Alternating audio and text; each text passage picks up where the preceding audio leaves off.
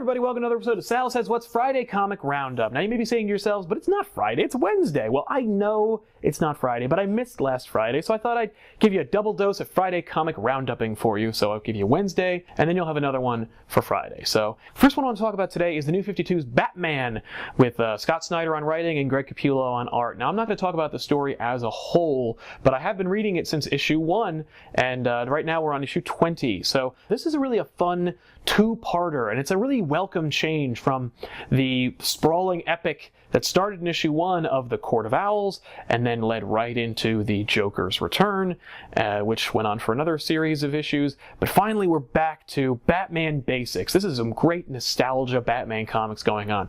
It is about a classic Batman villain. Well, I don't want to spoil, but he hasn't appeared in any Batman movies ever. So it's really cool to see him return.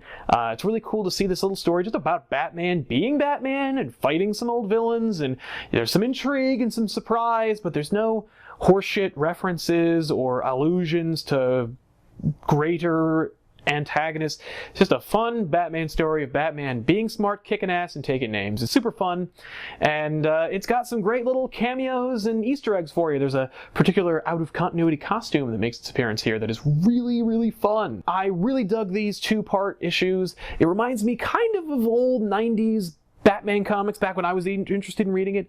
I used to read Batman comics and then dropped right off when Nightfall got really stupid. And it's hard to really gauge when Nightfall got really stupid. Like, it started out kind of stupid, and then it got pretty stupid, but then it got really stupid.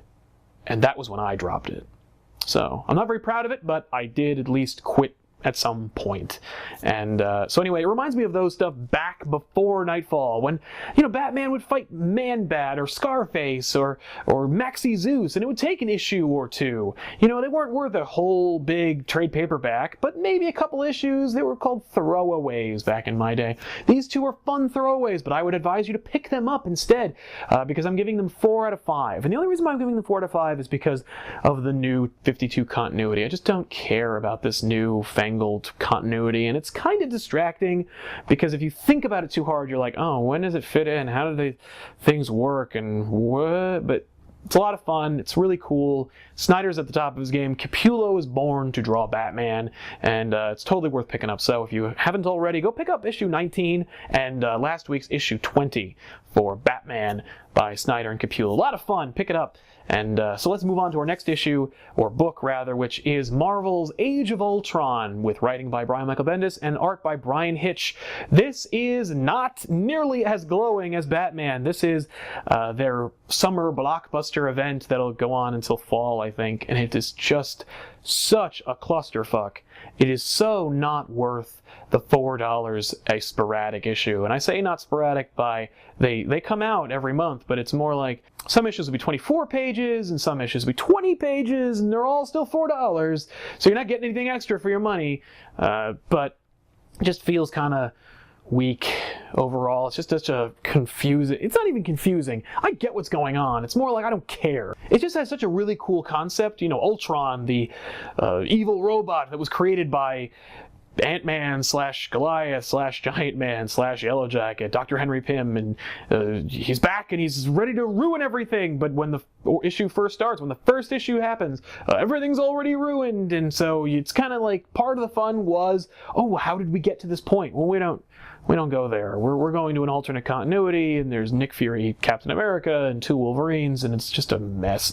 So, despite the really good art by Brian Hitch, I know Bendis can do better. I'm seeing him do better in Daredevil End of Days, and this is just a mess. So 1 out of 5 for Age of Ultron. It's just such a waste.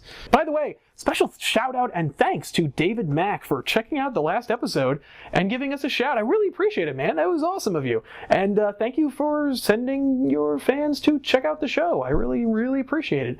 And I think you are a consummate professional and a kick-ass artist. So really appreciate you checking out the show. And of course, I'm really, really looking forward to seeing how Daredevil End of Days winds up. So I'm looking forward to seeing how that turns out. And of course, we will talk about it on this show.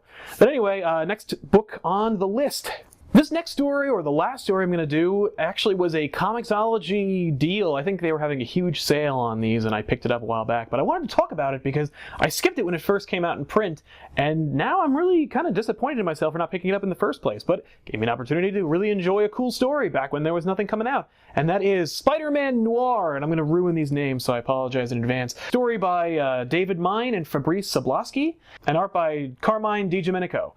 This is a alternate reality story about Spider-Man becoming Spider-Man in a noir 1930s setting, and it's really, really cool.